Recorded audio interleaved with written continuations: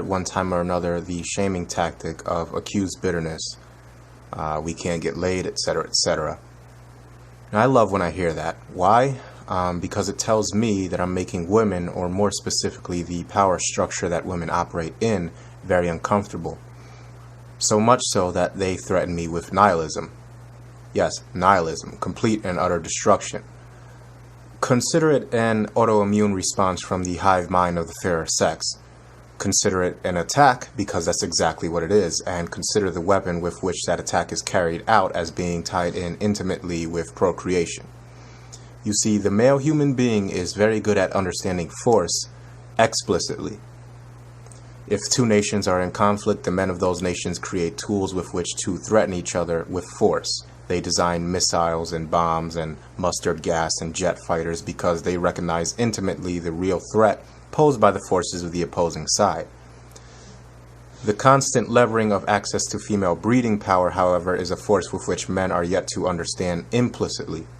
Women are experts when it comes to leveraging their sexual appeal, and perhaps experts is the wrong word since they do this instinctively.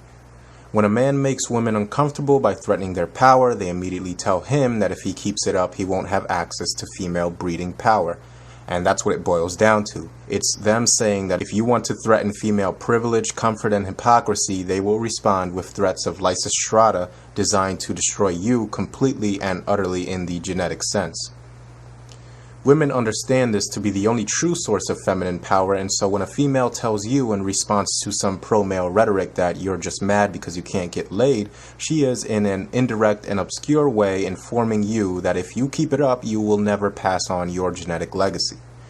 Genetic legacy is the foundation of female thought. It is their obsession, since it is their sustenance and provides to them access to male ability and wealth. In other words, it's their meal ticket, and any and all attempts at resisting misandry will be viewed as an attempt to devalue the price of access to genetic legacy, and thus it will be viewed as a threat to the sustenance of women in general. In the event that a man has already passed on his genetic legacy, women will go for the next best thing, which is complete separation of a man and his children. Custody battles represent the attempt to separate genetic transmission from the transmission of custom, culture, and wisdom from the male onto his progeny. You see, the female mind is thinking he may have passed on his genes, but he won't pass on his identity, and the amount of damage this exerts onto her children is seen simply as a slightly unfortunate price of doing business at best. The only words for this, the only description that accurately encapsulates this type of thought process and behavior is the word evil. Yes, there exists something in women that is evil. There, I said it. Now watch any women listening turn around and tell me how I'm bitter and angry, and watch them tell me how they'd never give me the time of day and how I'll never get laid. Watch them do it. Watch them stamp their feet and buckle on their metaphorical chastity belts in my field of view so that I know the exact consequences of having dared to expectorate all over the altar of female power. Now, in fairness, I suspect that men have the same penchant for evil. I suspect it to be a characteristic of human nature. The only difference is the frequency with which you hear about the evil doings of the so-called fairer sex. Now, they can gnash their teeth all they like, but there's nothing they can do to change what's coming towards them. Things, for better or worse, have been set into motion, and the days of misandry and female affluence are numbered, and in direct proportionality to the time it takes for feminist societies to consume themselves. What proof do I have of this female obsession with their ability to control reproduction? Well, Western society has given to women contraceptives far superior than those available to men. They have given them abortion. They have erected vast storage facilities full of male genetic material in the form of sperm banks. We have solidified the presumption of motherhood and given women complete control of children at the expense of the father.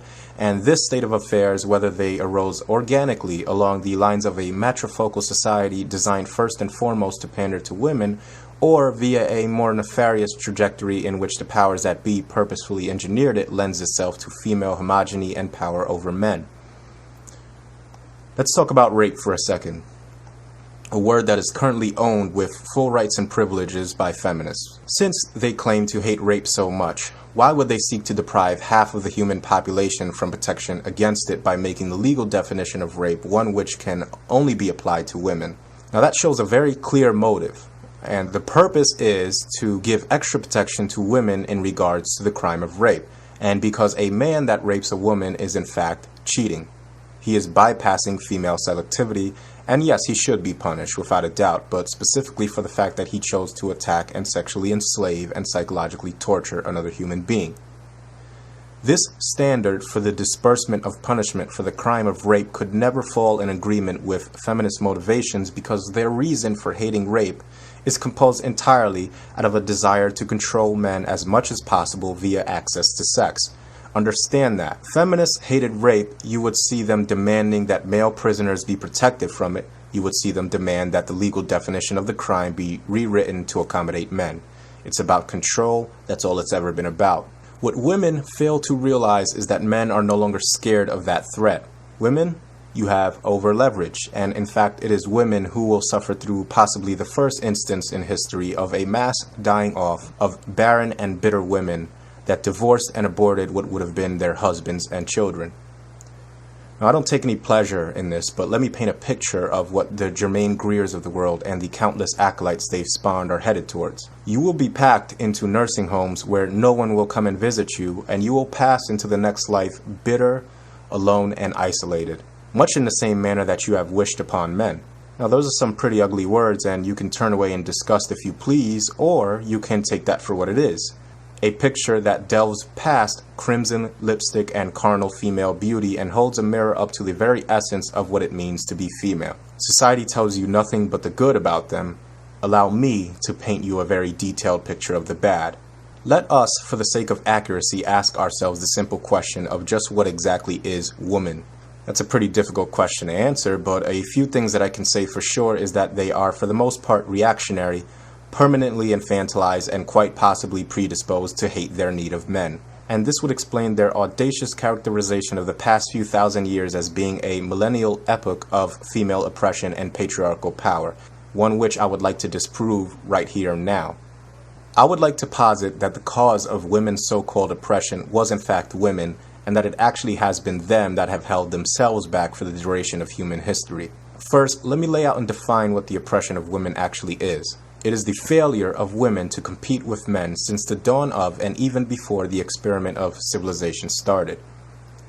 When human beings were living in nomadic hunter-gatherer societies, they lived effectively in roving microcosms of civilization, scaled-down islands unto themselves that pitted the tribe against the very real dangers that the illusion of our modern-day civilization obfuscates. In other words, human beings at one point in their history found themselves in a state of proto-civilization, poised on the brink of conquering the planet and establishing ourselves as the dominant species on this planet.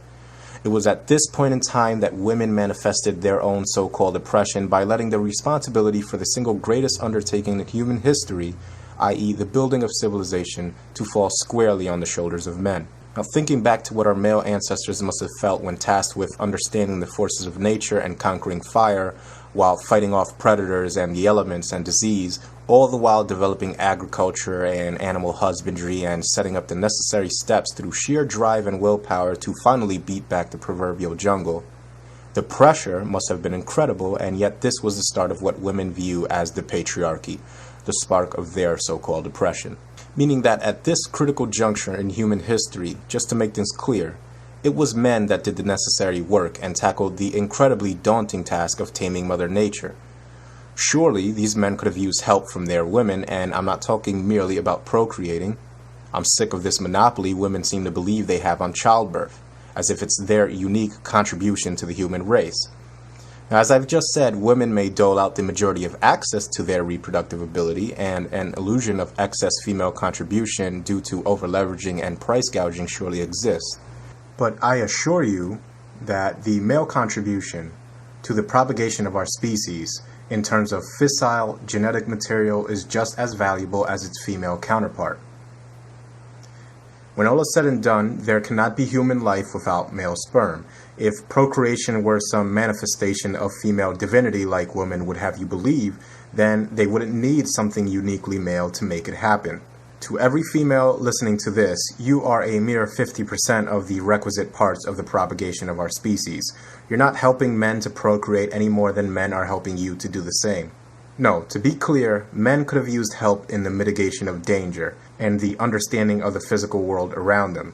and they could have used help in the acquisition of food and resources, and more importantly, they would have most certainly wanted the help. There was no chivalry and gender favoritism back then. Our species was, to put it simply, confronted with what have had to have seemed like damn near insurmountable odds, and survival was the #1 priority.